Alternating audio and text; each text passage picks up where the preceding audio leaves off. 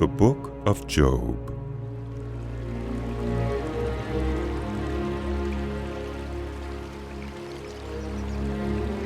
In the land of Uz, there lived a man whose name was Job.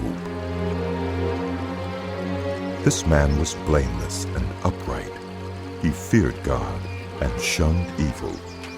He had 7 sons and 3 daughters, and he owned 7,000 sheep, 3,000 camels, 500 yoke of oxen, and 500 donkeys, and had a large number of servants. He was the greatest man among all the people of the East. His sons used to hold feasts in their homes on their birthdays, and they would invite their 3 sisters to eat and drink with them.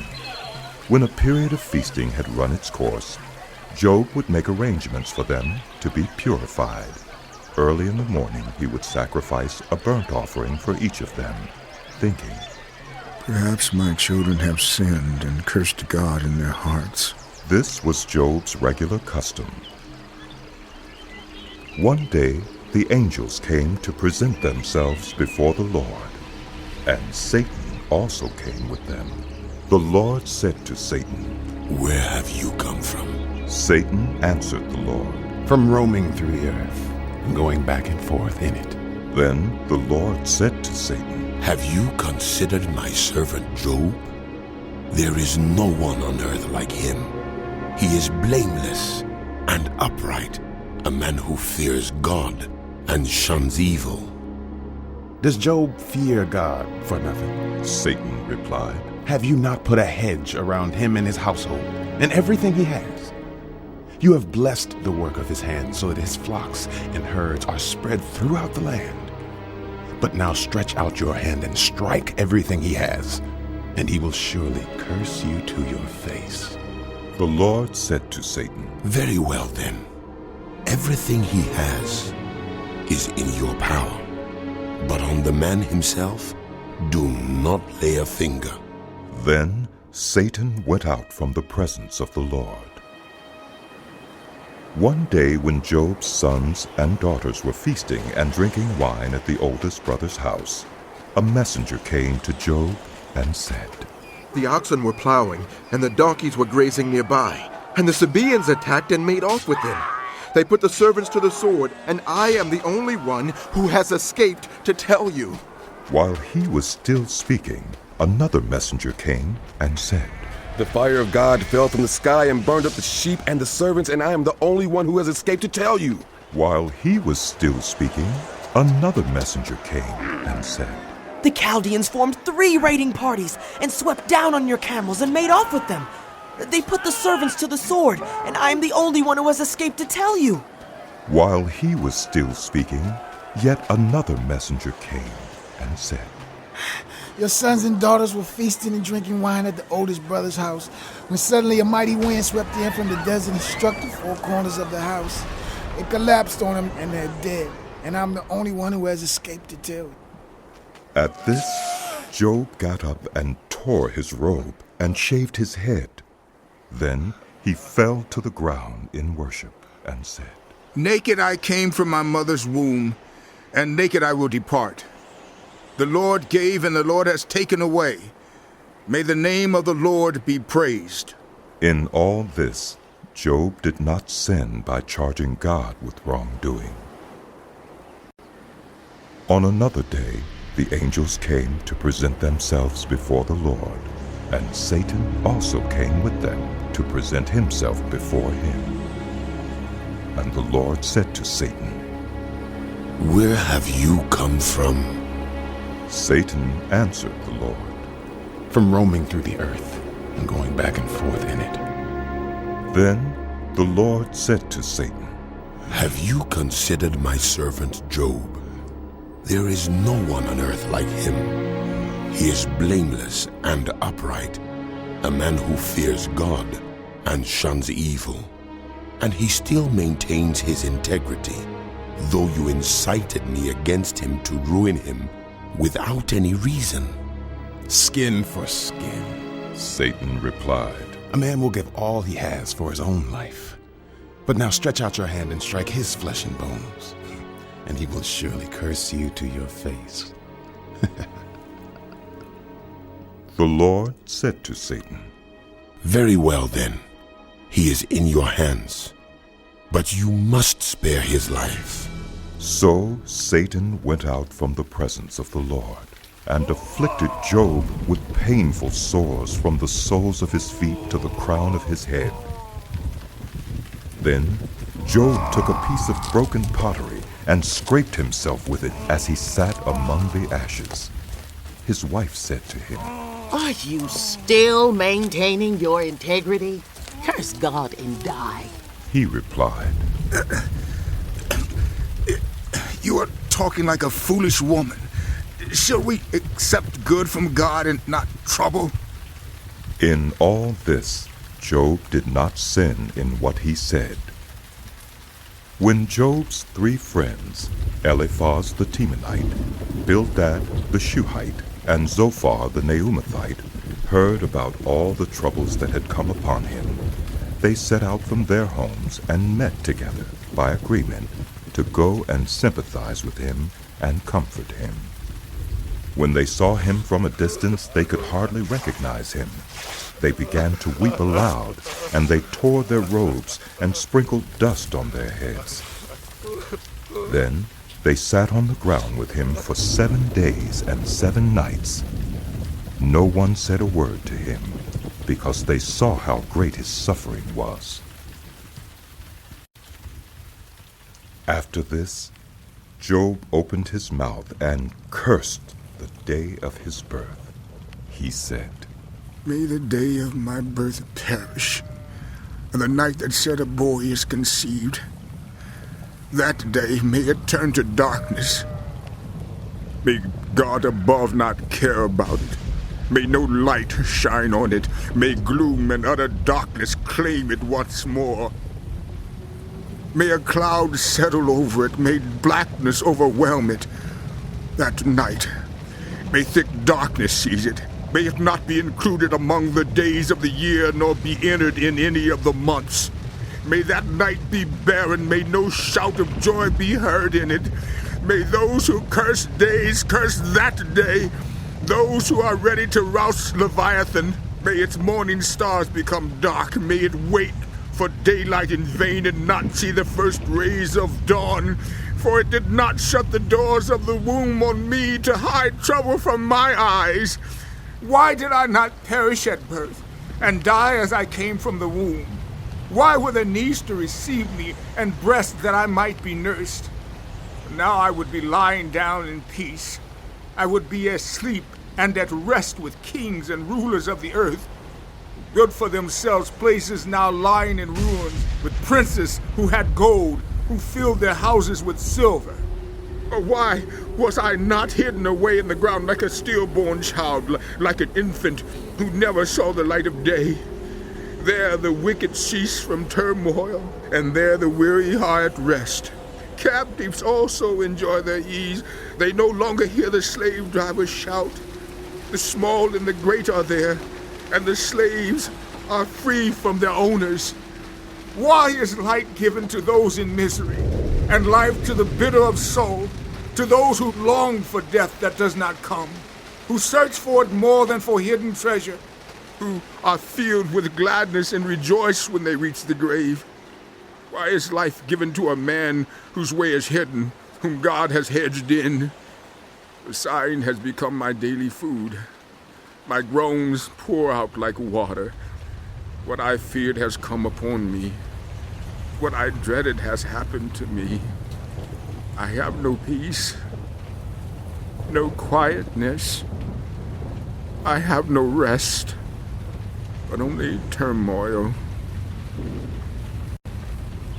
Then Eliphaz the Temanite replied, If someone ventures a word with you, will you be impatient? But who can keep from speaking? Think how you have instructed many, how you have strengthened feeble hands. Your words have supported those who stumbled. You have strengthened faltering knees. But now trouble comes to you, and you are discouraged. It strikes you, and you are dismayed.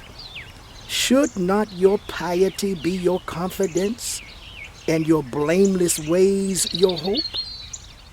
Consider now, who, being innocent, has ever perished? Where were the upright ever destroyed? As I have observed, those who plow evil and those who sow trouble reap it. At the breath of God they perished. At the blast of his anger they are no more.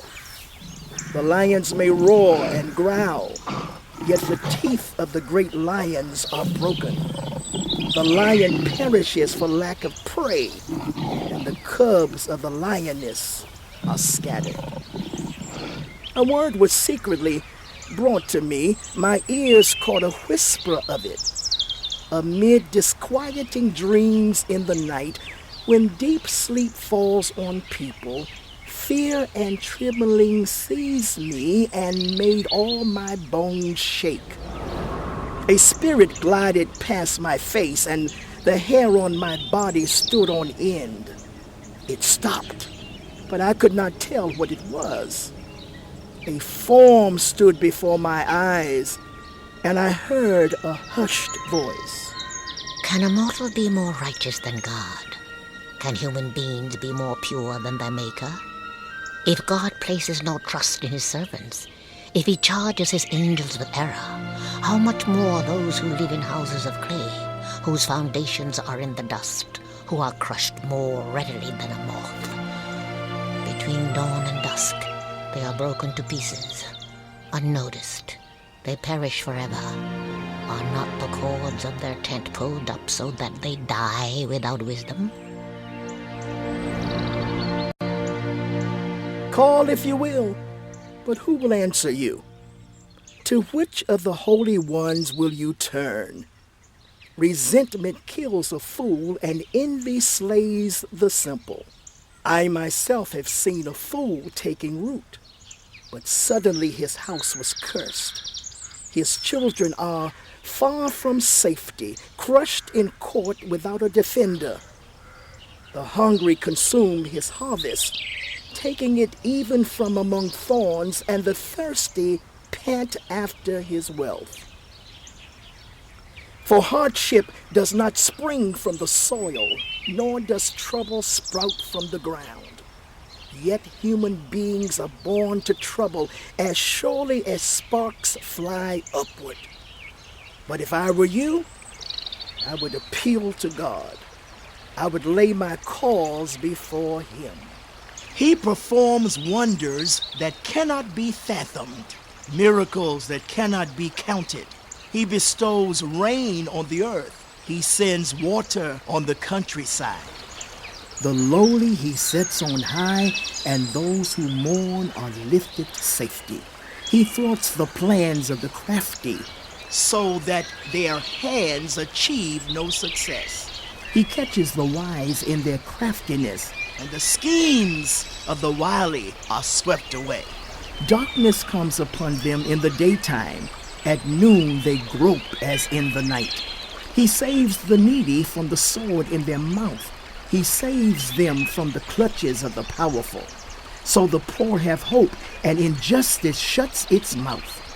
Blessed are those whom God corrects, so do not despise the discipline of the Almighty. For he wounds, but he also binds up. He injures, but his hands also heal. From 6 calamities he will rescue you. In 7 no harm will touch you. In famine he will deliver you from death, and in battle from the stroke of the sword. You will be protected from the lash of the tongue, and need not fear when destruction comes. You will laugh at destruction and famine, and need not fear the wild animals. For you will have a covenant with the stones of the field, and the wild animals will be at peace with you. You will know that your tent is secure. You will take stock of your property and find nothing missing. You will know that your children will be many, and your descendants like the grass of the earth. You will come to the grave in full vigor, like sheaves gathered in season. We have examined this, and it is true. So hear it and apply it to yourself.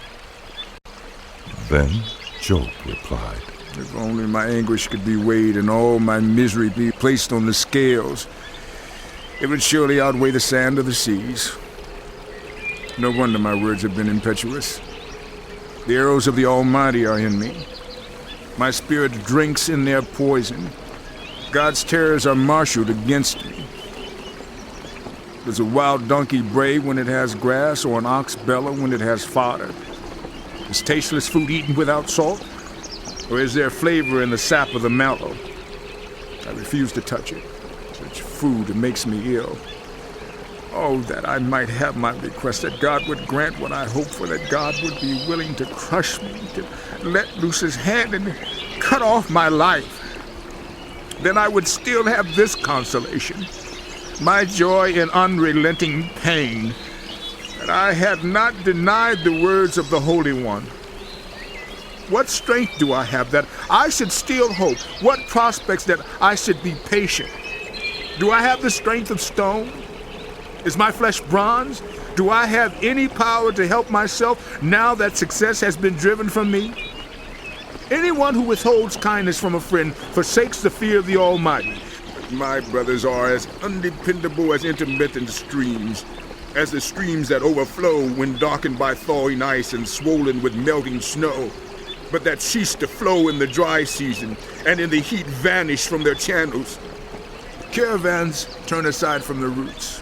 They go off into the wasteland and perish. The caravans of Tema look for water. The traveling merchants of Sheba look and hope. They are distressed because they had been confident. They arrived there only to be disappointed. Now you too have proved to be of no help. You see something dreadful and are afraid. Have I ever said, give something on my behalf? Pay a ransom from me from your wealth? Deliver me from the hand of the enemy, rescue me from the clutches of the ruthless? Teach me, and I will be quiet. Show me where I have been wrong. How painful are honest words. But what do your arguments prove? Do you mean to correct what I say and treat my desperate words as wind? You would even cast lots for the fatherless and barter away your friend. But now, be so kind as to look at me. Would I lie to your face? Relent. Do not be unjust. Reconsider, for my integrity is at stake. Is there any wickedness on my lips? Can my mouth not discern malice? Do not mortals have hard service on earth? Are not their days like those of hired laborers? Like a slave longing for the evening shadows, or a hired labor waiting to be paid. So I have been allotted months of futility, and nights of misery have been assigned to me. When I lie down, I think, how long before I get up? The night drags on. I toss and turn until dawn. My body is clothed with worms and scabs. My skin is broken and festering. My days are swifter than a weaver's shuttle, and they come to an end without hope. Remember, O God, that my life is but a breath. My eyes will never see happiness again. The eye that now sees me will see me no longer. You will look for me, but I will be no more. As a cloud vanishes and is gone, so those who go down to the grave do not return. They will never come to their homes again. Their places will know them no more. Therefore I will not keep silent. I will speak out in the anguish of my spirit. I will complain in the bitterness of my soul. Am I the sea or the monster of the deep that you put me under guard? When I think my bed will comfort me and my couch will ease my complaint, even then you frighten me with dreams and terrify me with visions, so that I prefer strangling in death rather than this body of mine. I despise my life. I would not live forever. Let me alone. My days have no meaning. What are human beings that you make so much of them? That you give them so much attention, that you examine them every morning and test them every moment? Will you never look away from me or let me alone even for an instant? If I have sinned, what have I done to you? You who watch over us all. Why have you made me your target? Have I become a burden to you? Why do you not pardon my offenses and forgive my sins? I will soon lie down in the dust. You will search for me, but I will be no more. Then Bildad the Shuhite replied, How long will you say such things?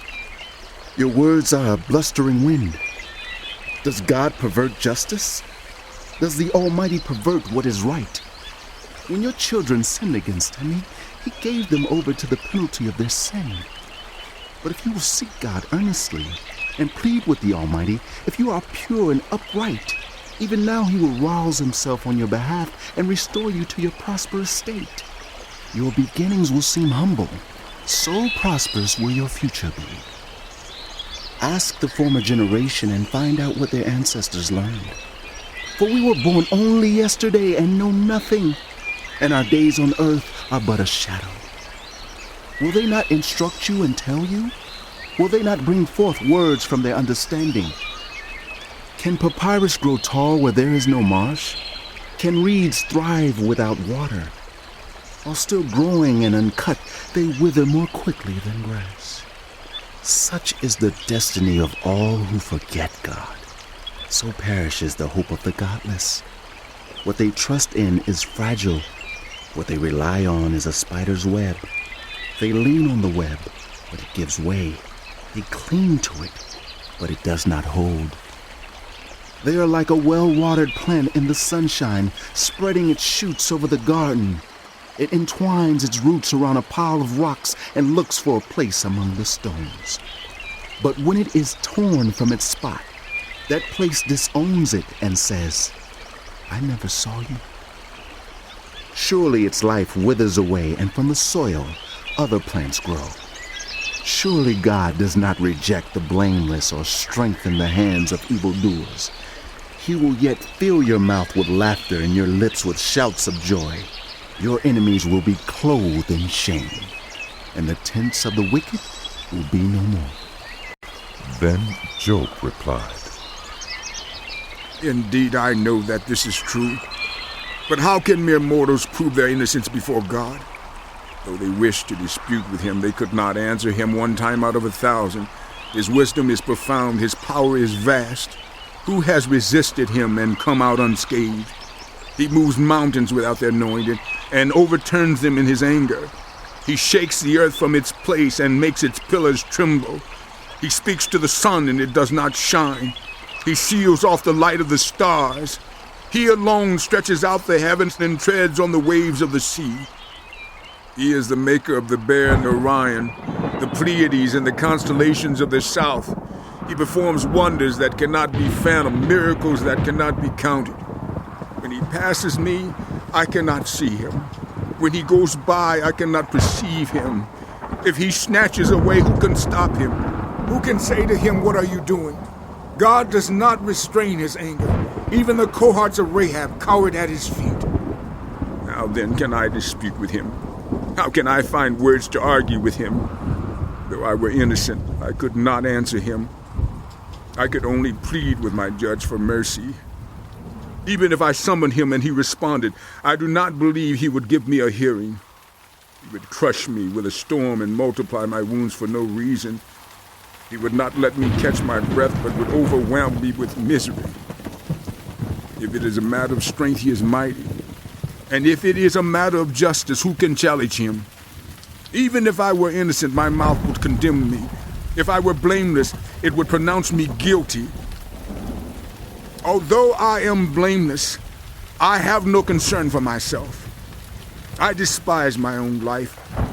It is all the same. That is why I say he destroys both the blameless and the wicked. When a scourge brings sudden death, he mocks the despair of the innocent. When a land falls into the hands of the wicked, he blindfolds its judges. If it is not he, then who is it? My days are swifter than a runner. They fly away without a glimpse of joy. They skim past like boats of papyrus, like eagles swooping down on their prey. If I say I will forget my complaint, I will change my expression and smile, I still dread all my sufferings, for I know you will not hold me innocent. Since I am already found guilty, why should I struggle in vain? Even if I washed myself with soap and my hands with cleansing powder, you would plunge me into a slime pit so that even my clothes would detest me. He is not a mere mortal like me that I might answer him, that we might confront each other in court. If only there was someone to arbitrate between us, to lay a hand on us both, someone to remove God's rod from me, so that his terror would frighten me no more. Then I would speak up without fear of him.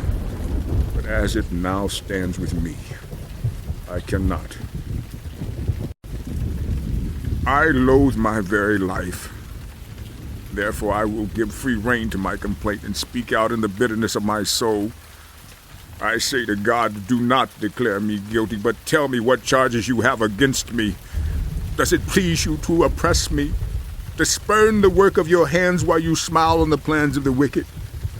Do you have eyes of flesh? Do you see as a mortal sees?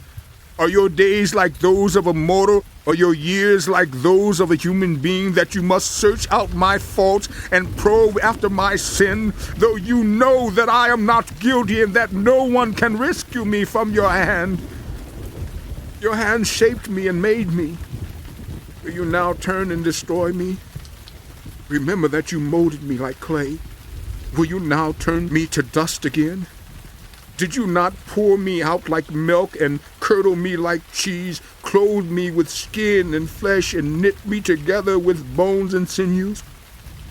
You gave me life and showed me kindness, and in your providence watched over my spirit. But this is what you concealed in your heart, and I know that this was in your mind. If I sinned, you would be watching me and would not let my offense go unpunished. If I am guilty, woe to me! Even if I am innocent, I cannot lift my head, for I am full of shame and drowned in my affliction. If I hold my head high, you stalk me like a lion and again display your awesome power against me. You bring new witnesses against me and increase your anger toward me. Your forces come against me wave upon wave. Why then did you bring me out of the womb? I wish I had died before any eyes saw me. If only I had never come into being, or had been carried straight from the womb to the grave. Are not my few days almost over? Turn away from me so I can have a moment's joy before I go to the place of no return, to the land of gloom and utter darkness, to the land of deepest night, of utter darkness and disorder, where even the light is like darkness. Then Zophar the Naamathite replied, Are all these words to go unanswered? Is this talker to be vindicated?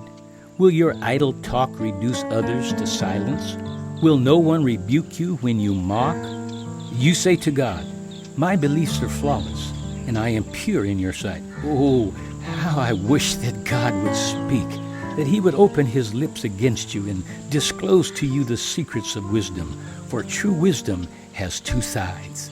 Know this, God has even forgotten some of your sin. Can you fathom the mysteries of God? Can you probe the limits of the Almighty? They are higher than the heavens above. What can you do? They are deeper than the depths below. What can you know?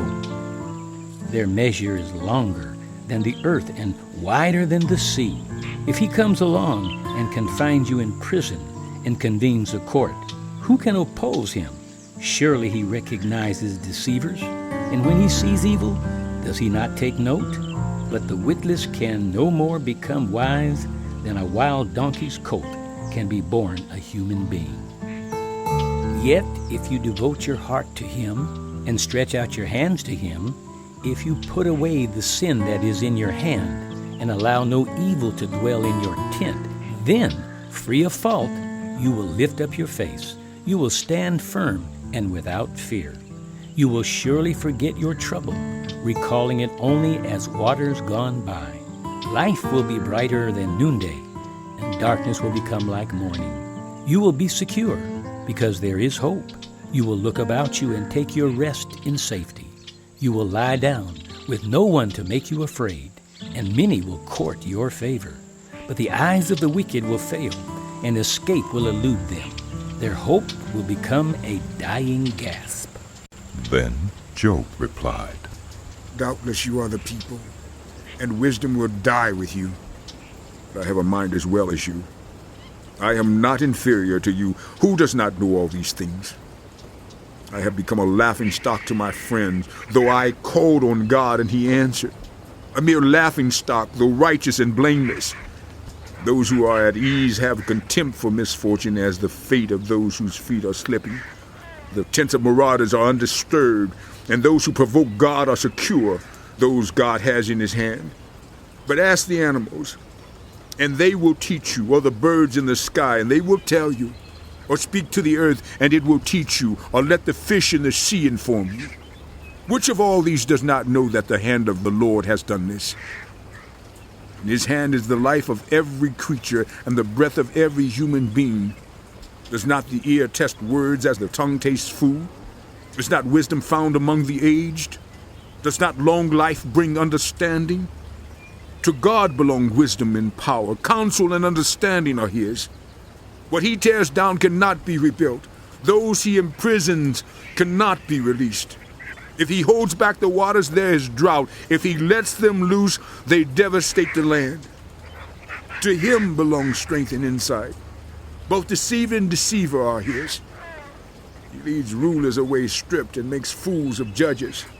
He takes off the shackles put on by kings and ties a loincloth around their waist. He leads priests away stripped and overthrows officials long established. He silences the lips of trusted advisors and takes away the discernment of elders. He pours contempt on nobles and disarms the mighty. He reveals the deep things of darkness and brings utter darkness into the light. He makes nations great and destroys them. He enlarges nations and disperses them. He deprives the leaders of the earth of their reason. He makes them wander in a trackless waste. They grope in darkness with no light. He makes them stagger like drunkards. My eyes have seen all this. My ears have heard and understood it. But you know I also know. I am not inferior to you. But I desire to speak to the Almighty and to argue my case with God. You, however, smear me with lies. You are worthless physicians, all of you. If only you would be altogether silent, for you that would be wisdom. Hear now my argument. Listen to the pleas of my lips. Will you speak wickedly on God's behalf? Will you speak deceitfully for him? Will you show him partiality? Will you argue the case for God? Would it turn out well if he examined you? Could you deceive him as you might deceive mortals? He would surely call you to account if you secretly showed partiality.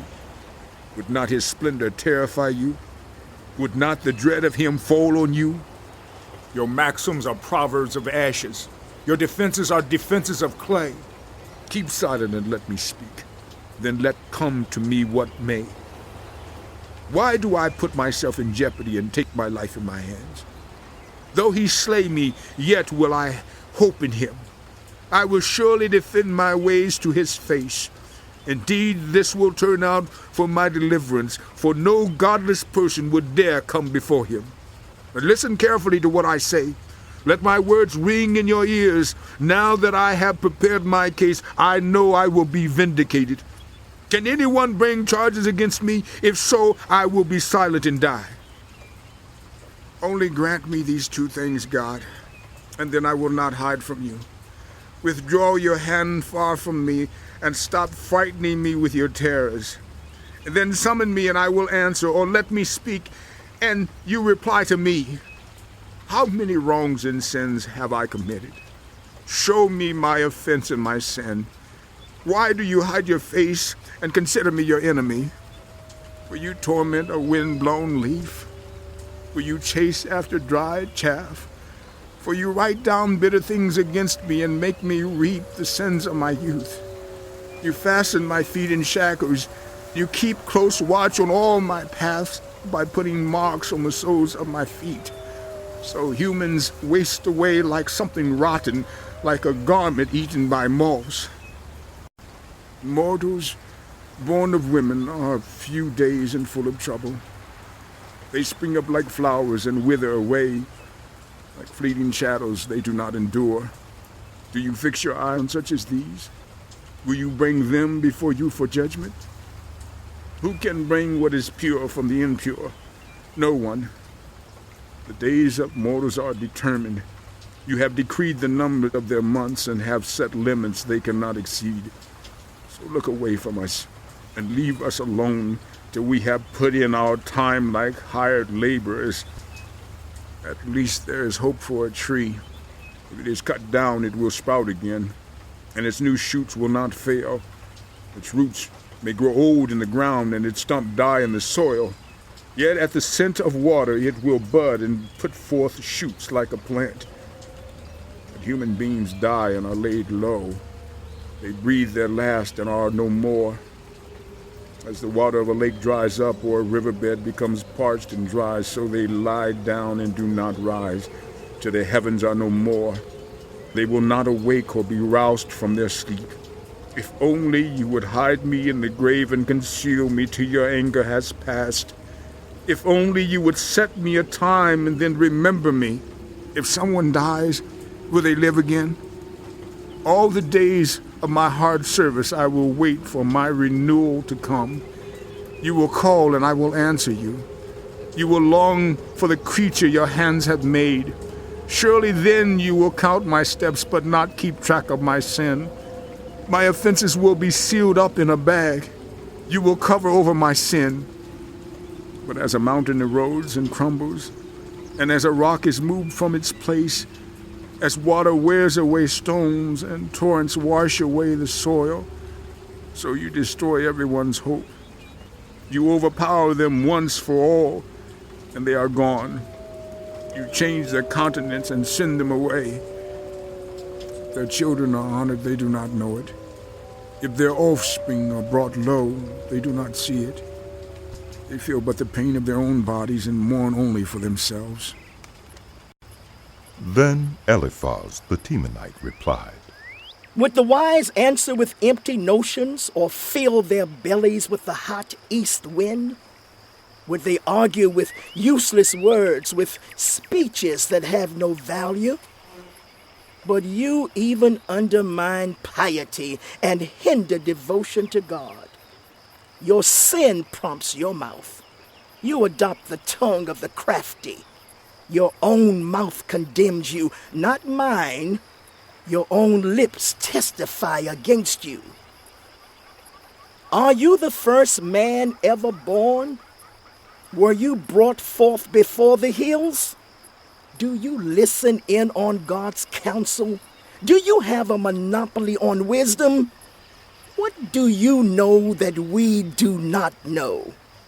What insights do you have that we do not have? The gray-haired and the aged are on our side, men even older than your father. Are God's constellations not enough for you, words spoken gently to you? Why has your heart carried you away, and why do your eyes flash, so that you vent your rage against God and pour out such words from your mouth? What are mortals, that they could be pure, or those born of woman, that they could be righteous? If God places no trust in his holy ones, if even the heavens are not pure in his eyes, how much less mortals who are vile and corrupt, who drink up evil like water? Listen to me, and I will explain to you. Let me tell you what I have seen, what the wise have declared, hiding nothing received from their ancestors, to whom alone the land was given when no foreigners moved among them. All their days the wicked suffer torment, the ruthless through all the years stored up for them. Terrifying sounds fill their ears. When all seems well, marauders attack them. They despair of escaping the realm of darkness. They are marked for the sword. They wander about for food like vultures. They know the day of darkness is at hand. Distress and anguish fill them with terror. Troubles overwhelm them like a king poised to attack, because they shake their fists at God and vaunt themselves against the Almighty, defiantly charging against him with thick, strong shields. Though their faces are covered with fat and their waists bulge with flesh, they will inhabit ruined towns and houses where no one lives, houses crumbling to rubble. They will no longer be rich, and their wealth will not endure, nor will their possessions spread over the land. They will not escape the darkness. A flame will wither their shoots, and the breath of God's mouth will carry them away. Let them not deceive themselves by trusting what is worthless, for they will get nothing in return. Before their time they will wither, and their branches will not flourish. They will be like a vine stripped of its unripe grapes, like an olive tree shedding its blossoms. For the company of the godless will be barren, and fire will consume the tents of those who love bribes. They conceive trouble and give birth to evil. Their womb fashions deceit. Then Job replied, I have heard many things like these. You are miserable comforters, all of you. Your long-winded speeches never end. What ails you that you keep on arguing? I also could speak like you if you were in my place. I could make fine speeches against you and shake my head at you. But my mouth would encourage you. Comfort from my lips would bring you relief. Yet if I speak, my pain is not relieved, and if I refrain, it does not go away. Surely, God, you have worn me out. You have devastated my entire household. You have shriveled me up, and it has become a witness. My gauntness rises up and testifies against me. God assails me and tears me in his anger and gnashes his teeth at me. My opponent fastens on me his piercing eyes. People open their mouths to jeer at me. They strike my cheek in scorn and unite together against me. God has turned me over to the ungodly and thrown me into the clutches of the wicked. All was well with me, but he shattered me. He seized me by the neck and crushed me. He has made me his target. His archers surround me. Without pity, he pierces my kidneys and spews my gall on the ground. Again and again he bursts upon me. He rushes at me like a warrior. I have sewed sackcloth over my skin and buried my brow in the dust. My face is red with weeping. Dark shadows ring my eyes. Yet my hands have been free of violence, and my prayer is pure. Earth, do not cover my blood. May my cry never be laid to rest. Even now my witness is in heaven. My advocate is on high. My intercessor is my friend as my eyes pour out tears to God. On behalf of a human being, he pleads with God as one pleads for a friend. Only a few years will pass before I take the path of no return. My spirit is broken. My days are cut short. The grave awaits me. Surely mockers surround me. My eyes must dwell on their hostility. Give me, O God, the pledge you demand. Who else will put up security for me? You have closed their minds to understanding, therefore you will not let them triumph. If people denounce their friends for reward, the eyes of their children will fail. God has made me a byword to everyone, a man in whose face people spit. My eyes have grown dim with grief.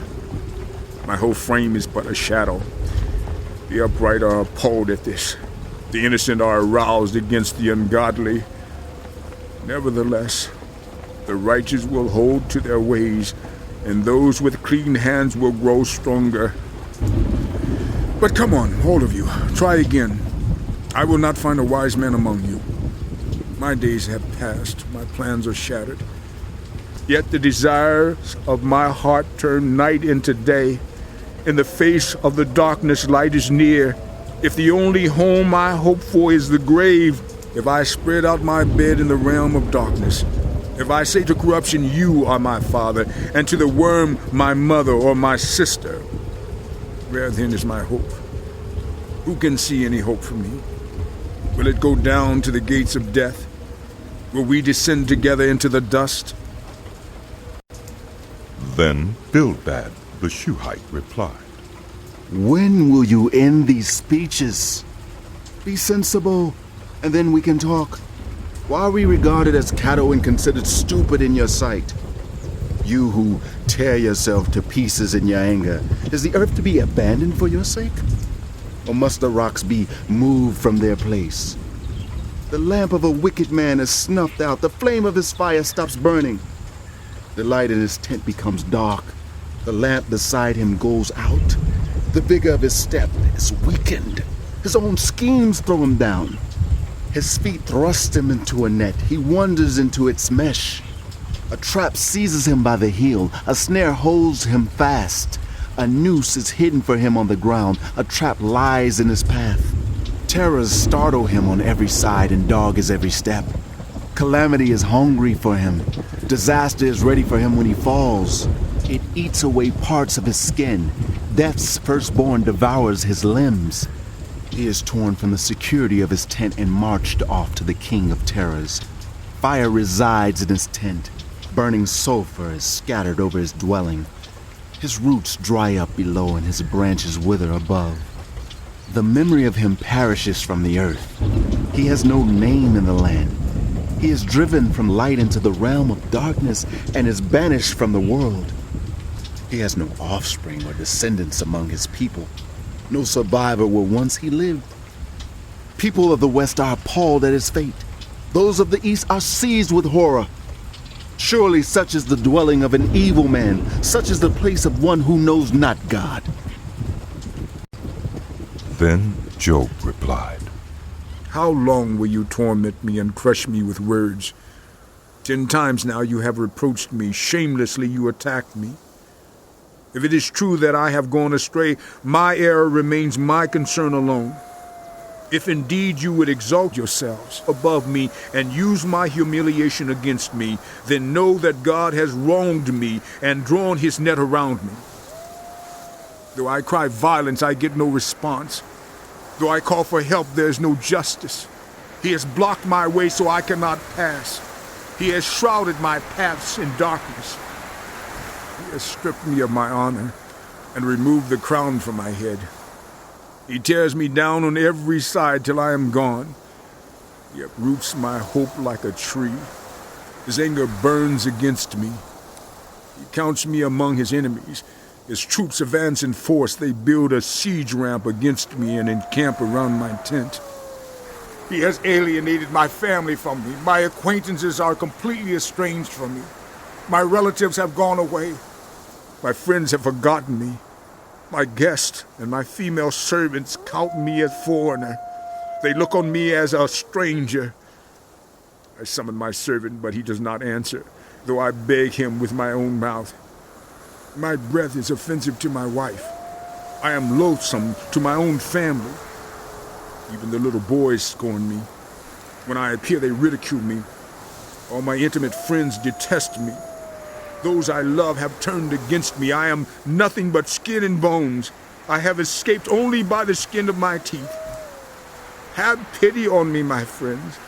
Have pity, for the hand of God has struck me. Why do you pursue me as God does? Will you never get enough of my flesh?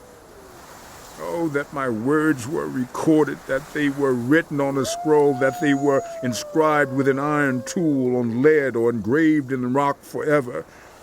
I know that my Redeemer lives, and that in the end he will stand on the earth.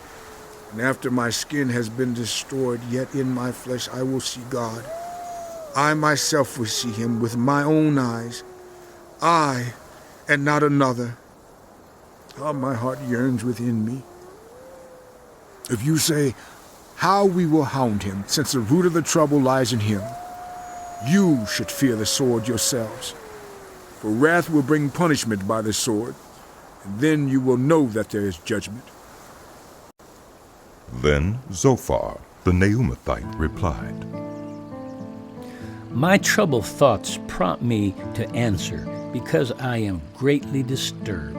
I hear a rebuke that dishonors me. and my understanding inspires me to reply. Surely you know how it has been from of old, ever since people were placed on the earth, that the mirth of the wicked is brief, the joy of the godless lasts but a moment. Though his pride reaches to the heavens, and his head touches the clouds, he will perish forever, like his own dung. Those who have seen him will say, "Where is he?"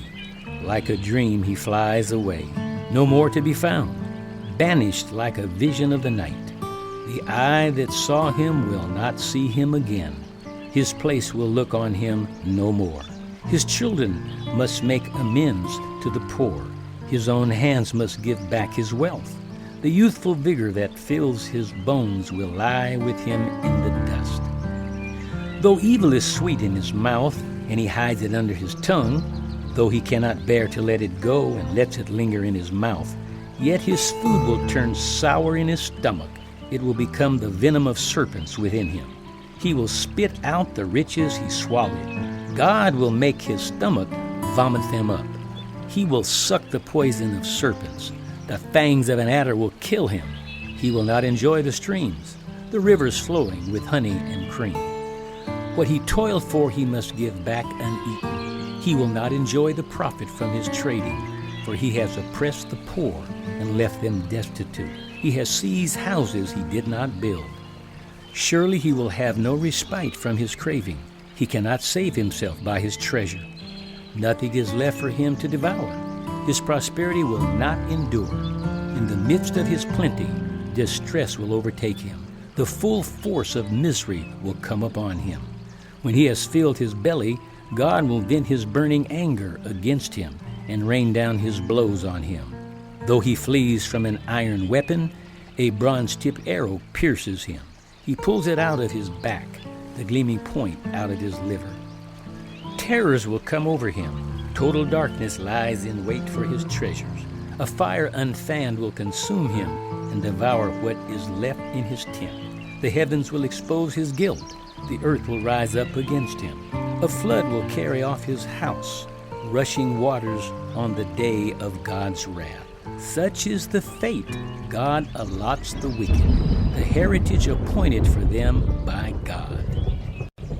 Then Job replied, Listen carefully to my words. Let this be the consolation you give me. Bear with me while I speak, and after I have spoken, mock on. Is my complaint directed to a human being? Why should I not be impatient? Look at me and be appalled.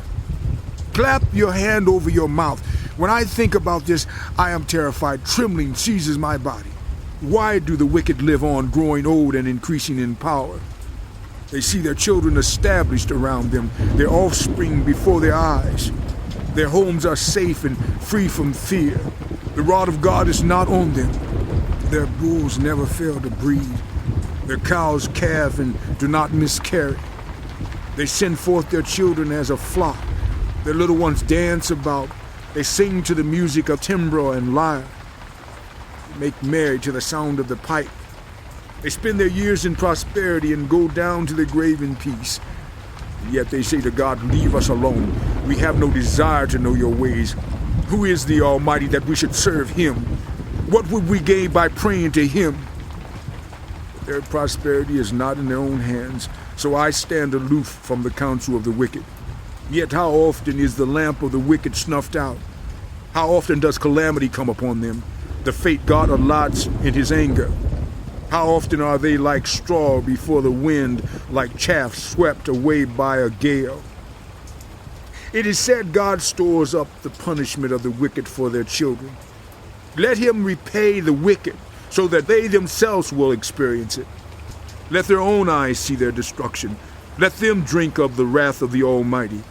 But what do they care about the families they leave behind when their allotted months come to an end? Can anyone teach knowledge to God, since he judges even the highest? One person dies in full vigor, completely secure and at ease, well-nourished in body, bones rich with marrow. Another dies in bitterness of soul, never having enjoyed anything good. Side by side they lie in the dust, and worms cover them both. I know full well what you are thinking, the schemes by which you would wrong me. You say, where now is the house of the great, the tents where the wicked lived? Have you never questioned those who travel? Have you paid no regard to their accounts? That the wicked are spared from the day of calamity? That they are delivered from the day of wrath? Who denounces their conduct to their face? Who repays them for what they have done? They are carried to the grave, and watch is kept over their tombs. The soil in the valley is sweet to them. Everyone follows after them, and a countless throng goes before them. So how can you console me with your nonsense? Nothing is left of your answers but falsehood. Then Eliphaz, the Temanite, replied, Can a human being be of benefit to God? Can even the wise benefit him? What pleasure would it give the Almighty if you were righteous? What would he gain if your ways were blameless? Is it for your piety that he rebukes you and brings charges against you? Is not your wickedness great? Are not your sins endless? You demanded security from your relatives for no reason. You stripped people of their clothing, leaving them naked. You gave no water to the weary, and you withheld food from the hungry. Though you were a powerful man, owning land, an honored man living on it, and you sent widows away empty-handed and broke the strength of the fatherless. That is why snares are all around you, why sudden peril terrifies you, why it is so dark you cannot see, and why a flood of water covers you. Is not God in the heights of heaven? And see how lofty are the highest stars. Yet you say, what does God know? Does he judge through such darkness? Thick clouds veil him, so he does not see us as he goes about in the vaulted heavens. Will you keep to the old path that the wicked have trod? They were carried off before their time, their foundations washed away by a flood. They said to God, leave us alone. What can the Almighty do to us? Yet it was he who filled their houses with good things. So I stand aloof from the counsel of the wicked.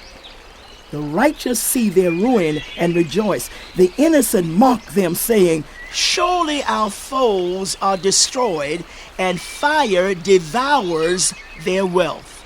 Submit to God and be at peace with him. In this way, prosperity will come to you. Accept instruction from his mouth and lay up his words in your heart. If you return to the Almighty, you will be restored. If you remove wickedness far from your tent and assign your nuggets to the dust, your gold of Ophir to the rocks in the ravines, then the Almighty will be your gold. The choicest silver for you. Surely then you will find delight in the Almighty and will lift up your face to God.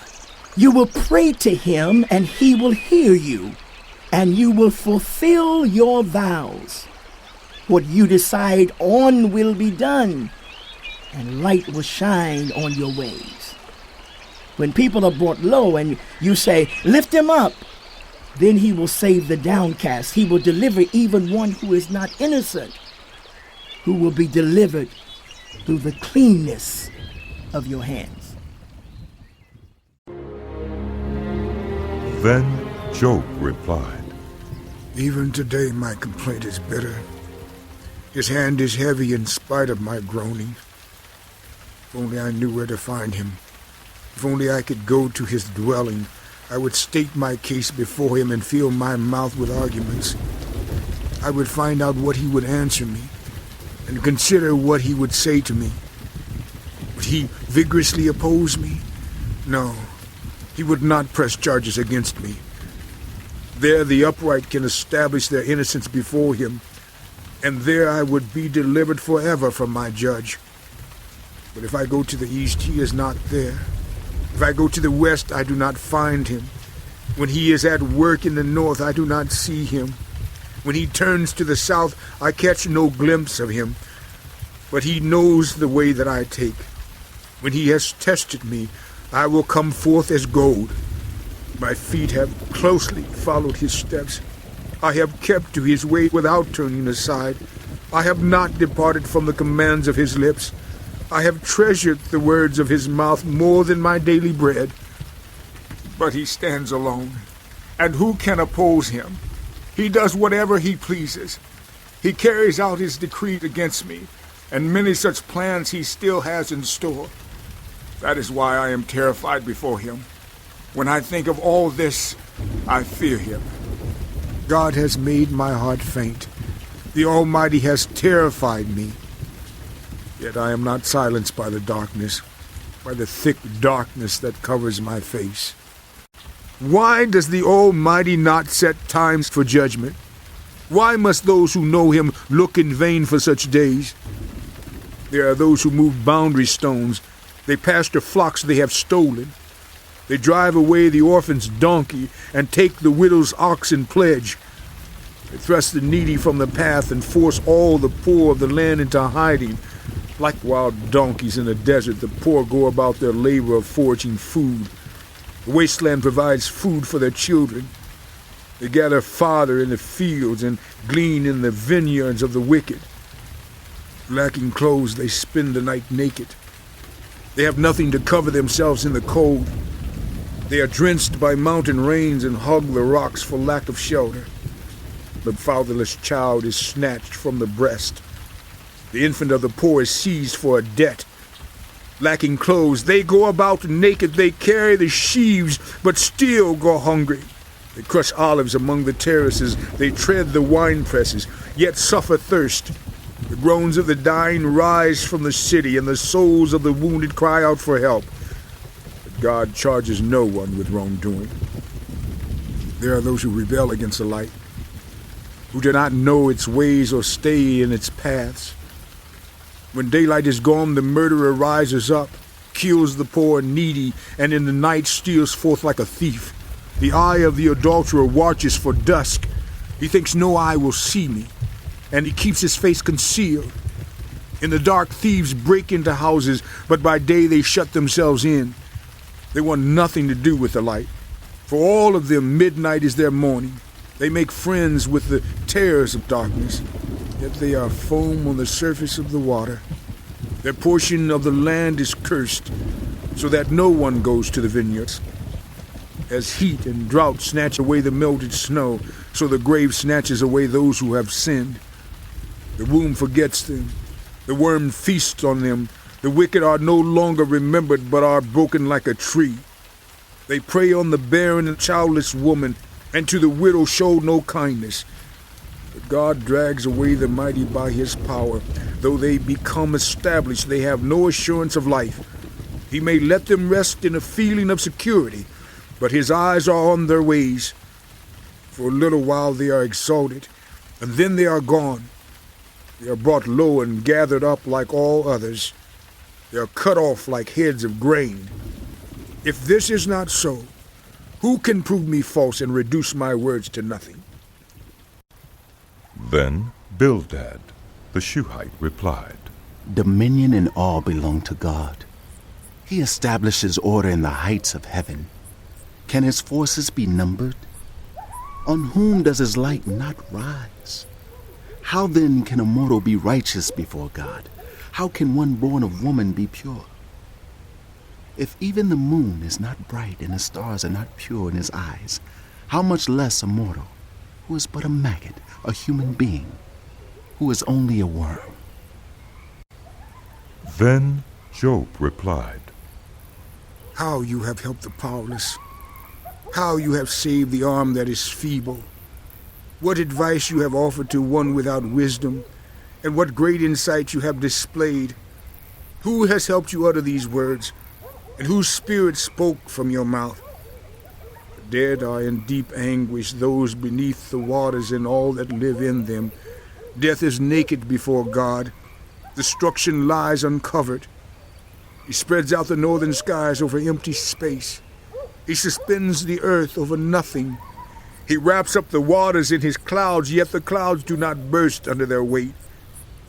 He covers the face of the full moon, spreading his clouds over it. He marks out the horizon on the face of the waters for a boundary between light and darkness. The pillars of the heavens quake aghast at his rebuke. By his power he churned up the sea. By his wisdom he cut Rahab to pieces. By his breath the skies became fair. His hand pierced the gliding serpent. These are but the outer fringe of his works. How faint the whisper we hear of him. Who then can understand the thunder of his power? And Job continued his discourse. As surely as God lives, who has denied me justice, the Almighty who has made my life bitter. As long as I have life within me, the breath of God in my nostrils, my lips will not say anything wicked, and my tongue will not utter lies. I will never admit you are in the right till I die. I will not deny my integrity. I will maintain my innocence and never let go of it. My conscience will not reproach me as long as I live.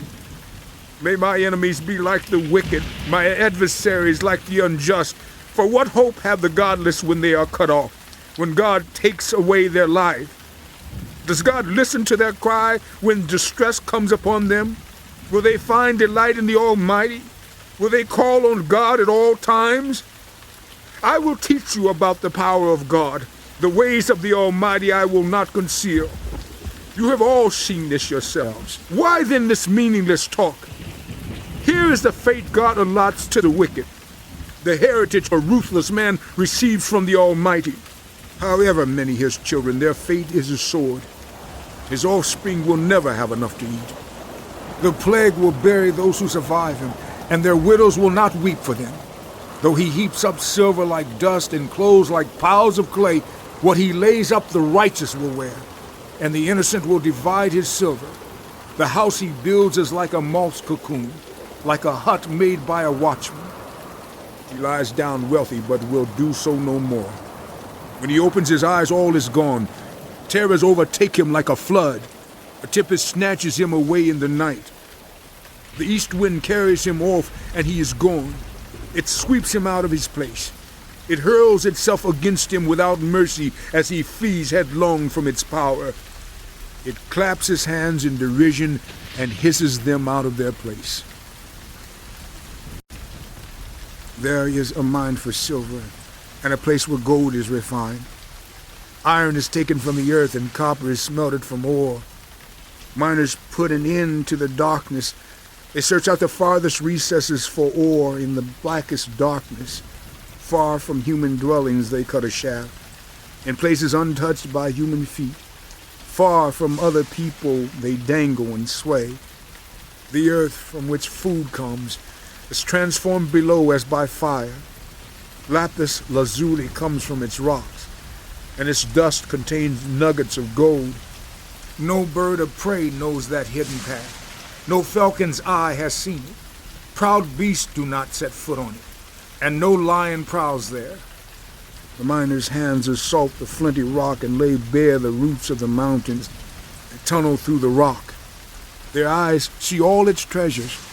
They search the sources of the rivers and bring hidden things to light. But where can wisdom be found? Where does understanding dwell? No mortal comprehends its worth. It cannot be found in the land of the living. The deep says, "It is not in me." The sea says, "It is not with me." It cannot be bought with the finest gold, nor can its price be weighed out in silver. It cannot be bought with the gold of Ophir, with precious onyx or lapis lazuli. Neither gold nor crystal can compare with it, nor can it be had for jewels of gold. Coral and jasper are not worthy of mention. The price of wisdom is beyond rubies. The topaz of Cush cannot compare with it, cannot be bought with pure gold. Where then does wisdom come from? Where does understanding dwell? It is hidden from the eyes of every living thing, concealed even from the birds in the sky. Destruction and death say only a rumor of it has reached our ears. God understands the way to it, and he alone knows where it dwells. For he views the ends of the earth and sees everything under the heavens. When he established the force of the wind and measured out the waters, when he made a decree for the rain and a path for the thunderstorm, then he looked at wisdom and appraised it. He confirmed it and tested it. And he said to the human race, "The fear of the Lord, that is wisdom, and to shun evil is understanding." Job continued his discourse. How I long for the months gone by, and the days when God watched over me, when his lamp shone on my head, and by his light I walked through darkness.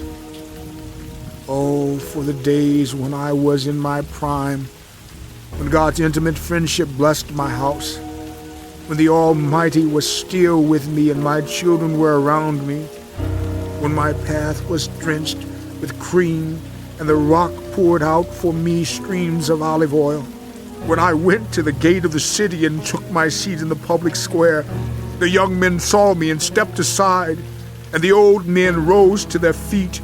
The chief men refrained from speaking and covered their mouths with their hands. The voices of the nobles were hushed, and their tongues stuck to the roof of their mouths. Whoever heard me spoke well of me, and those who saw me commended me, because I rescued the poor who cried for help, and the fatherless who had none to assist them. Those who were dying blessed me.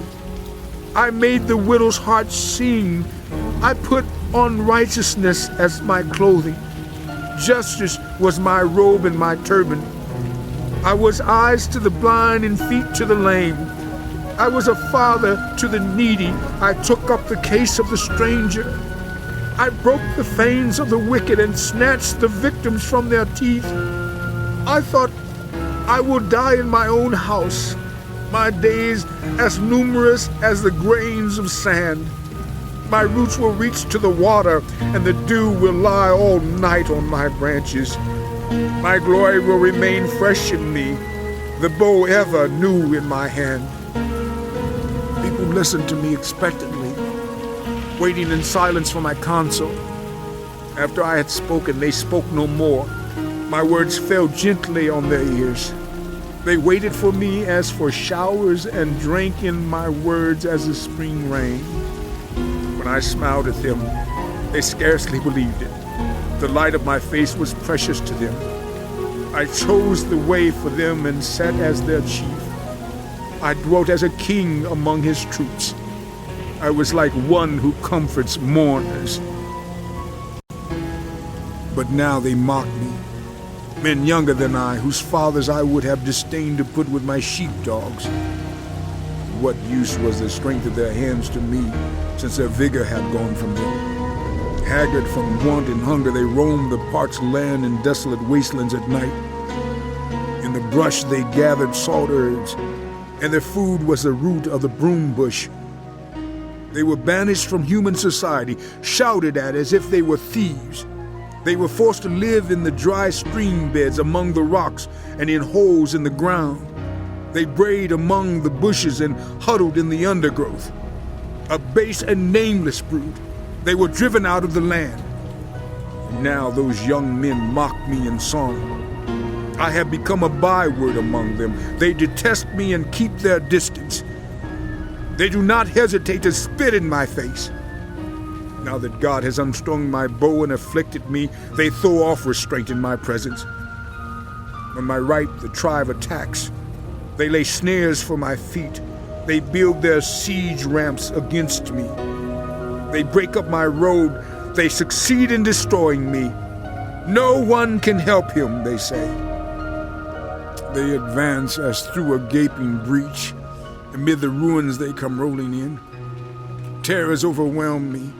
My dignity is driven away as by the wind. My safety vanishes like a cloud. Now my life ebbs away. Days of suffering grip me. Night pierces my bones. My gnawing pains never rest. In his great power, God becomes like clothing to me. He binds me like the neck of my garment. He throws me into the mud, and I am reduced to dust and ashes. I cry out to you, God, but you do not answer. I stand up, but you merely look at me. You turn on me ruthlessly. With the might of your hand, you attack me. You snatch me up and drive me before the wind. You toss me about in the storm. I know you will bring me down to death, to the place appointed for all the living. Surely no one lays a hand on those who are crushed when they cry for help in their distress. Have I not wept for those in trouble? Has not my soul grieved for the poor? Yet when I hoped for good, evil came. When I looked for light, then came darkness. The churning inside me never stops. Days of suffering confront me. I go about blackened, but not by the sun. I stand up in the assembly and cry for help. I have become a brother of jackals, a companion of owls. My skin grows black and peels.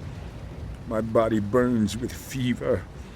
My lyre is tuned to mourning, and my pipe to the sound of wailing. I made a covenant with my eyes not to look lustfully at a virgin. For what is our lot from God above, our heritage from the Almighty on high? Is it not ruin for the wicked, disaster for those who do wrong? Does he not see my ways and count my every step? If I have walked with falsehood, or my foot has hurried after deceit, let God weigh me in honest scales, and he will know that I am blameless. If my steps have turned from the path, if my heart has been led by my eyes, or if my hands had been defiled, then may others eat what I have sown, and may my crops be uprooted. If my heart has been enticed by a woman, or if I have lurked at my neighbor's door, then may my wife grind another man's grain, and may other men sleep with her.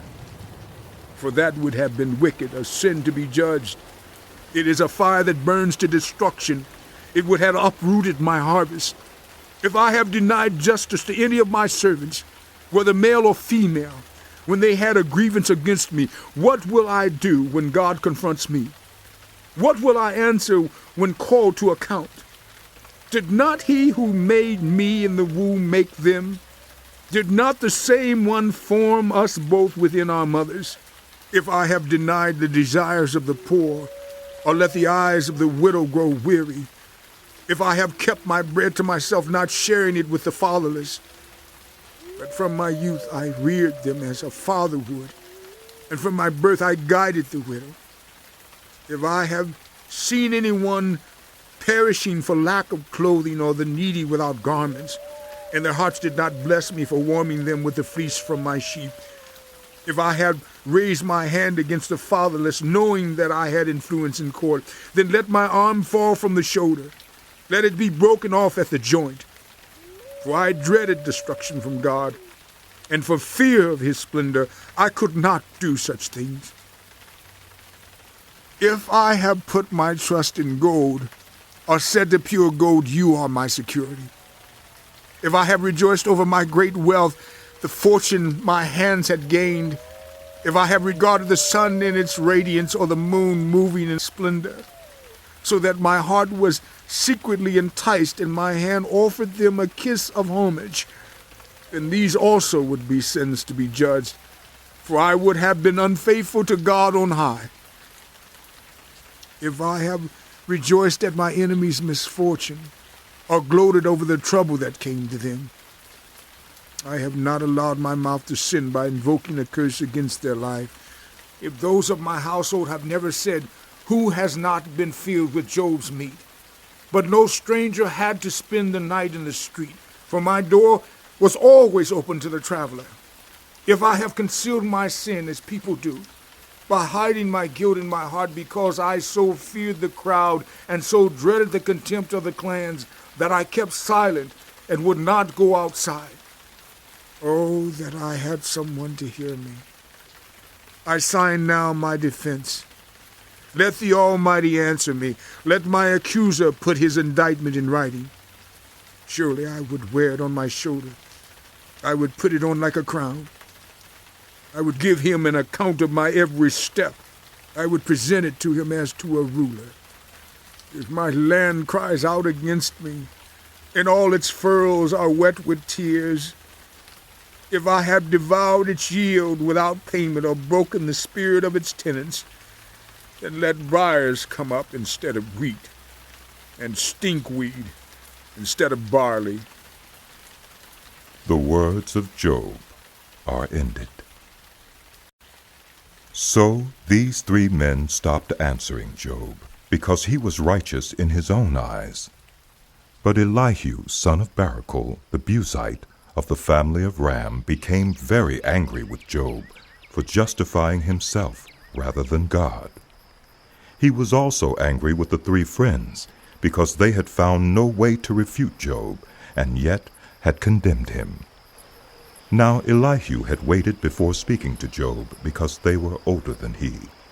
But when he saw that the 3 men had nothing more to say, his anger was aroused. So Elihu, son of Barachel, the Buzite, said, I am young in years, and you are old. That is why I was fearful, not daring to tell you what I know. I thought age should speak, advanced years should teach wisdom. But it is the spirit in mortals, the breath of the Almighty, that gives them understanding. It is not only the old who are wise, not only the aged who understand what is right. Therefore I say, listen to me. I too will tell you what I know. I waited while you spoke. I listened to your reasoning while you were searching for words. I gave you my full attention, but not one of you has proved Job wrong. None of you has answered his arguments. Do not say, we have found wisdom. Let God refute him, not a mere mortal.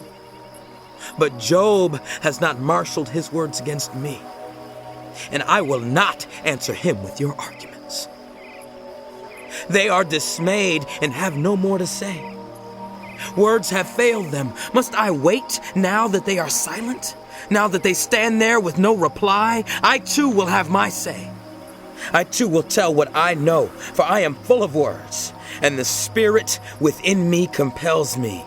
Inside I am like bottled up wine, like new wineskins ready to burst. I must speak and find relief. I must open my lips and reply. I will show no partiality, nor will I flatter anyone, for if I were skilled in flattery, my Maker would soon take me away.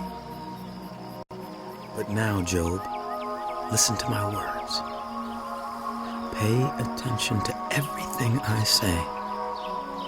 I'm about to open my mouth. My words are on the tip of my tongue. My words come from an upright heart. My lips sincerely speak what I know.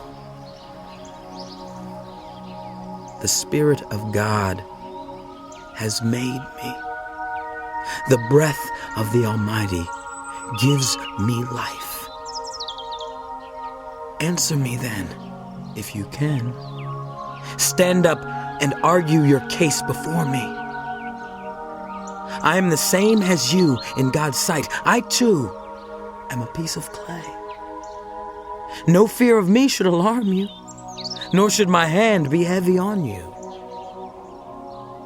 But you have said in my hearing, I heard the very words. I am pure, I have done no wrong, I am clean and free from sin, yet God has found fault with me. He considers me his enemy. He fastens my feet in shackles. He keeps close watch on all my paths. But I tell you, in this, you are not right, for God is greater than any mortal. Why do you complain to him that he responds to no one's words? For God does speak, now one way, now another, though no one perceives it. In a dream, in a vision of the night, when deep sleep falls on people as they slumber in their beds, he may speak in their ears and terrify them with warnings, to turn them from wrongdoing and keep them from pride, to preserve them from the pit, their lives from perishing by the sword. Or they may be chastened on a bed of pain with constant distress in their bones, so that their bodies find food repulsive and their souls loathe the choicest meal. Their flesh wastes away to nothing, and their bones, once hidden, now stick out. They draw near to the pit, and their lives to the messengers of death. Yet if there is an angel at their side, a messenger, 1 out of 1,000 sent to tell them how to be upright, and he is gracious to them and says to God, "Spare them from going down to the pit. I have found a ransom for them. Let their flesh be renewed like a child's. Let them be restored as in the days of their youth." Then they can pray to God and find favor with him. They will see God's face and shout for joy. He will restore them to full well-being. And they will go to others and say, "We have sinned. We have perverted what is right, but we did not get what we deserved. God has delivered us from going down to the pit, and we shall live to enjoy the light of life." God does all these things to people. Twice, even 3 times, to turn them back from the pit, that the light of life may shine on them. Pay attention, Job, and listen to me. Be silent, and I will speak. If you have anything to say, answer me. Speak up, for I want to vindicate you. But if not, then listen to me. Be silent, and I will teach you wisdom. Then Elihu said, Hear my words, you wise men. Listen to me, you men of learning. For the ear tests words as the tongue tastes food. Let us discern for ourselves what is right. Let us learn together what is good. Job says, I am innocent, but God denies me justice. Although I am right, I am considered a liar. Although I am guiltless, his arrow inflicts an incurable wound. Is there anyone like Job who drinks scorn like water? He keeps company with evildoers. He associates with the wicked. For he says, there is no profit in trying to please God. So listen to me, you men of understanding. Far be it from God to do evil, from the Almighty to do wrong. He repays everyone for what they have done. He brings on them what their conduct deserves. It is unthinkable that God would do wrong, that the Almighty would pervert justice. Who appointed him over the earth? Who put him in charge of the whole world? If it were his intention, and he withdrew his spirit and breath, all people would perish together and would return to the dust. If you have understanding, hear this. Listen to what I say. Can one who hates justice govern? Will you condemn the just and mighty one? Is he not the one who says to kings, you are worthless, and to nobles, you are wicked, who shows no partiality to princes, and does not favor the rich over the poor, for they are all the work of his hands? They die in an instant. In the middle of the night, the people are shaken and they pass away. The mighty are removed without human hand. His eyes are on the ways of mortals. He sees their every step. There is no deep shadow, no utter darkness where evildoers can hide. God has no need to examine people further, that they should come before him for judgment. Without inquiry, he shatters the mighty and sets up others in their place, because he takes note of their deeds. He overthrows them in the night, and they are crushed. He punishes them for their wickedness where everyone can see them, because they turned from following him and had no regard for any of his ways. They caused the cry of the poor to come before him, so that he heard the cry of the needy. But if he remains silent, who can condemn him? If he hides his face, who can see him? Yet he is over individual and nation alike, to keep the godless from ruling, from laying snares for the people. Suppose someone says to God, I am guilty, but will offend no more. Teach me what I cannot see. If I have done wrong, I will not do so again. Should God then reward you on your terms when you refuse to repent? You must decide, not I. So tell me what you know. Men of understanding declare, wise men who hear me say to me, Job speaks without knowledge. His words lack insight. Oh, that Job might be tested to the utmost for answering like a wicked man. To his sin he adds rebellion. Scornfully he claps his hands among us and multiplies his words against God. Then Elihu said, Do you think this is just? You say, I am in the right, not God. Yet you ask him, what profit is it to me, and what do I gain by not sinning? I would like to reply to you and to your friends with you. Look up at the heavens and see. Gaze at the clouds so high above you. If you sin, how does that affect him? If your sins are many, what does that do to him? If you are righteous, what do you give to him? Or what does he receive from your hand? Your wickedness only affects human beings like yourself, and your righteousness only members of the human race. People cry out under a load of oppression. They plead for relief from the arm of the powerful, but no one says, where is God, my Maker, who gives songs in the night, who teaches us more than he teaches the beasts of the earth, and makes us wiser than the birds in the sky? He does not answer when people cry out because of the arrogance of the wicked. Indeed, God does not listen to their empty plea. The Almighty pays no attention to it. How much less, then, will he listen when you say that you do not see him? That your case is before him and you must wait for him, and further, that his anger never punishes and he does not take the least notice of wickedness. So Job opens his mouth with empty talk. Without knowledge, he multiplies words. Elihu continued, Bear with me a little longer, and I will show you that there is more to be said in God's behalf. I get my knowledge from afar. I will ascribe justice to my Maker. Be assured that my words are not false. One who has perfect knowledge is with you. God is mighty, but despises no one. He is mighty and firm in his purpose. He does not keep the wicked alive, but gives the afflicted their rights. He does not take his eyes off the righteous. He enthrones them with kings and exalts them forever. But if people are bound in chains, held fast by cords of affliction, he tells them what they have done, that they have sinned arrogantly. He makes them listen to correction and commands them to repent of their evil. If they obey and serve him, they will spend the rest of their days in prosperity and their years in contentment. But if they do not listen, they will perish by the sword and die without knowledge. The godless in heart harbor resentment. Even when he fetters them, they do not cry for help. They die in their youth among male prostitutes of the shrines.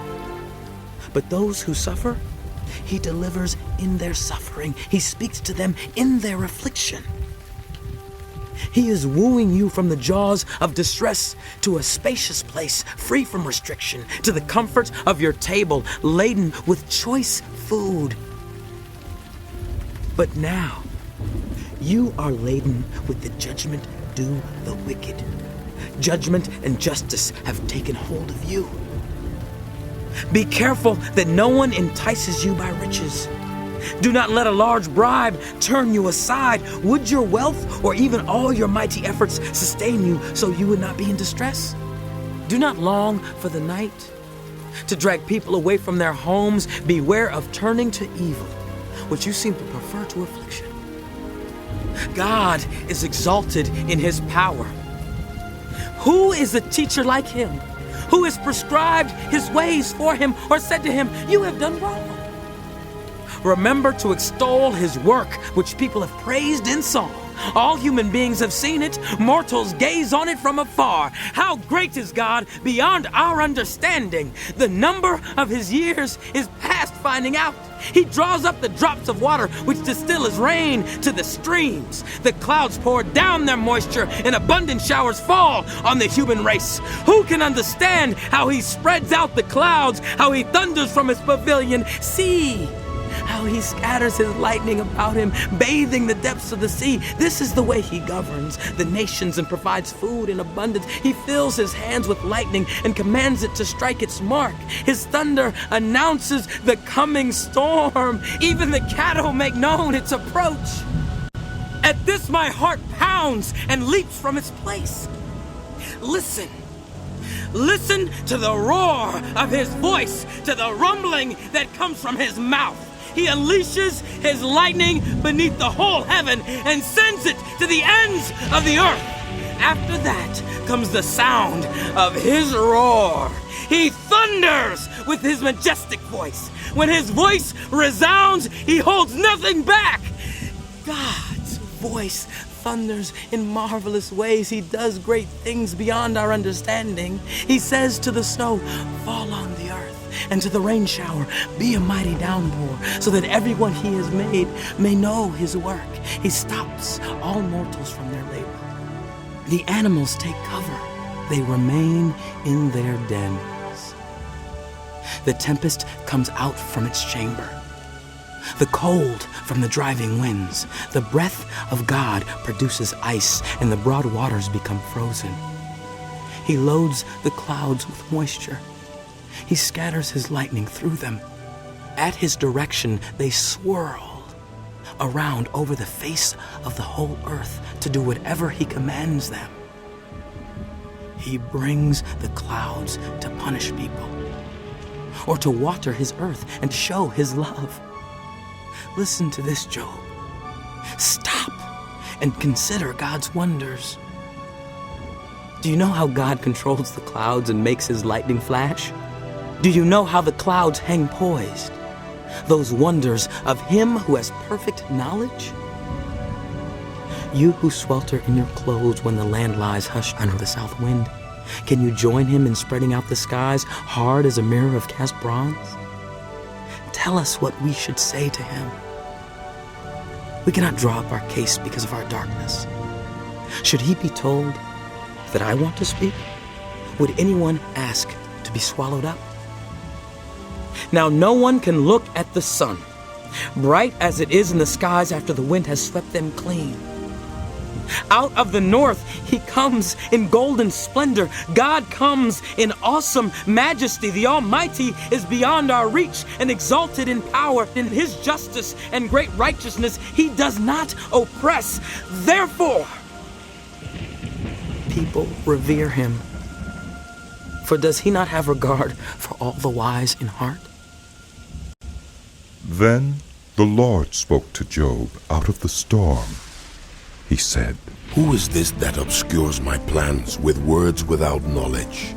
Prepare to defend yourself. I will question you, and you shall answer me. Where were you when I laid the earth's foundation? Tell me, if you understand. Who marked off its dimensions? Surely you know. Who stretched a measuring line across it? On what were its footings set? Or who laid its cornerstone while the morning stars sang together and all the angels shouted for joy? Who shut up the sea behind doors when it burst forth from the womb? When I made the clouds its garment and wrapped it in thick darkness? When I fixed limits for it and set its doors and bars in place? When I said, this far you may come, and no further. Here is where your proud waves halt. Have you ever given orders to the morning, or shown the dawn its place, that it might take the earth by the edges and shake the wicked out of it? The earth takes shape like clay under a seal.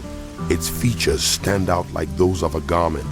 The wicked are denied their light, and their upraised arm is broken. Have you journeyed to the springs of the sea or walked in the recesses of the deep? Have the gates of death been shown to you?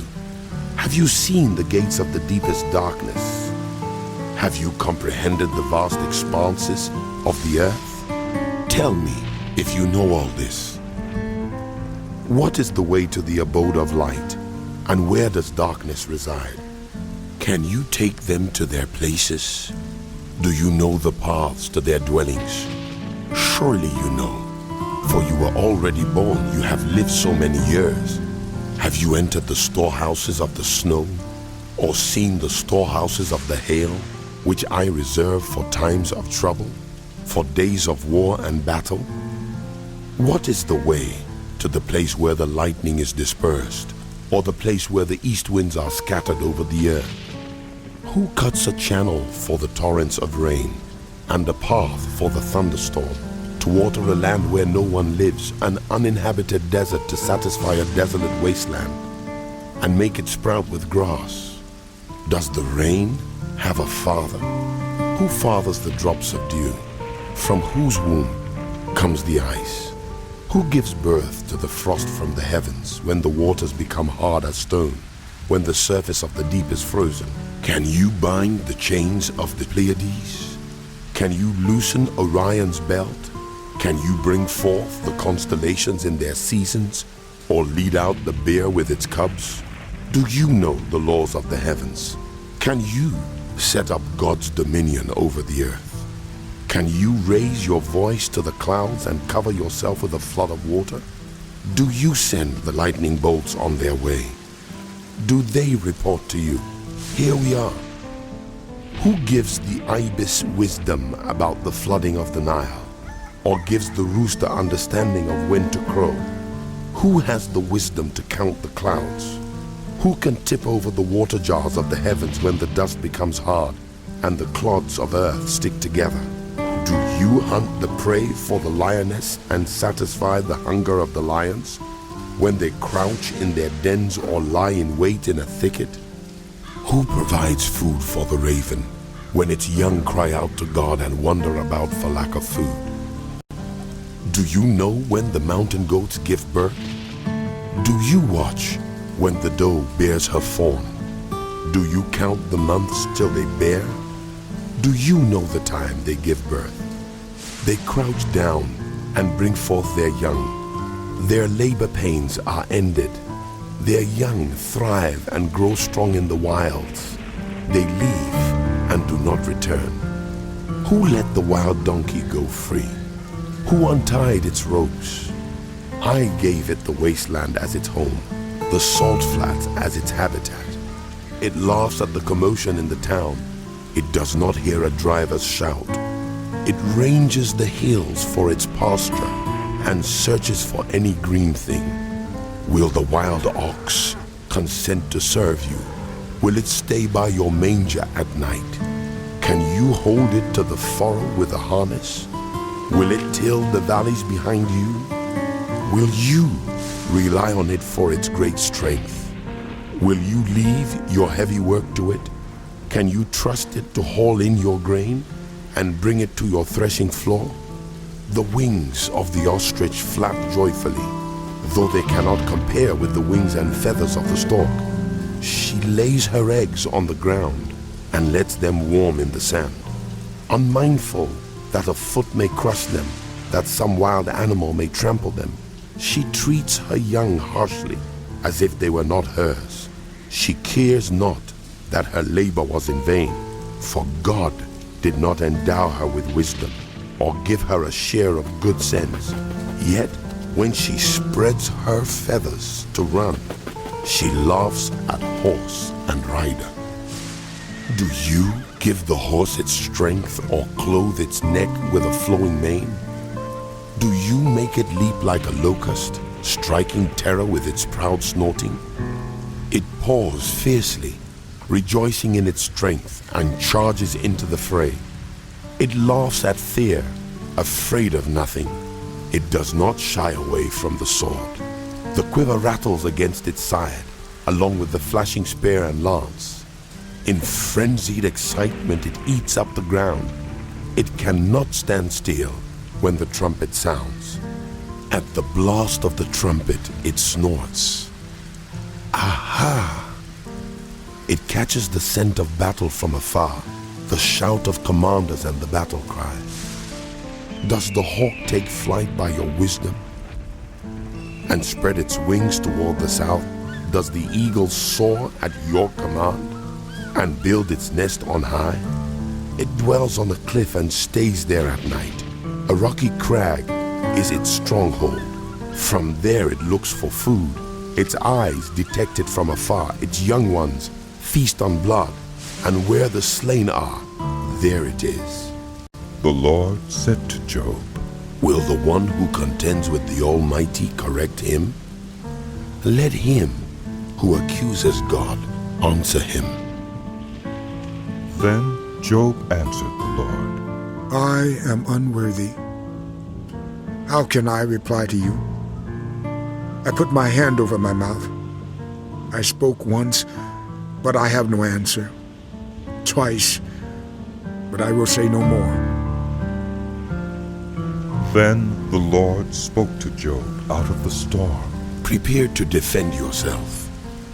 I will question you, and you shall answer me. Would you discredit my justice? Would you condemn me to justify yourself? Do you have an arm like God's? And can your voice thunder like his? Then adorn yourself with glory and splendor, and clothe yourself in honor and majesty. Unleash the fury of your wrath. Look at all who are proud and bring them low. Look at all who are proud and humble them. Crush the wicked where they stand. Bury them all in the dust together. Shroud their faces in the grave. Then I myself will admit to you that your own right hand can save you. Look at the behemoth, which I made along with you, and which feeds on grass like an ox. What strength it has in its loins, what power in the muscles of its belly. Its tail sways like a cedar. The sinews of its thighs are close-knit. Its bones are tubes of bronze. Its limbs like rods of iron. It ranks first among the works of God, yet its maker can approach it with his sword. The hills bring it their produce, and all the wild animals play nearby. Under the lotus plants it lies, hidden among the reeds in the marsh. The lotuses conceal it in their shadow, the poplars by the stream surround it. A raging river does not alarm it. It is secure, though the Jordan should surge against its mouth. Can anyone capture it by the eyes, or trap it and pierce its nose? Can you pull in the Leviathan with a fish hook, or tie down its tongue with a rope? Can you put a cord through its nose, or pierce its jaw with a hook? Will it keep begging you for mercy? Will it speak to you with gentle words? Will it make an agreement with you for you to take it as your slave for life? Can you make a pet of it like a bird, or put it on a leash for the young women in your house? Will traders barter for it? Will they divide it up among the merchants?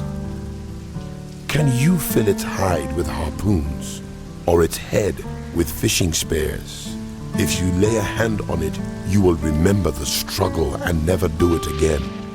Any hope of subduing it is false. The mere sight of it is overpowering. No one is fierce enough to rouse it. Who then is able to stand against me? Who has a claim against me that I must pay? Everything under heaven belongs to me. I will not fail to speak of Leviathan's limbs, its strength and its graceful form. Who can strip off its outer coat? Who can penetrate its double coat of armor? Who dares open the doors of its mouth?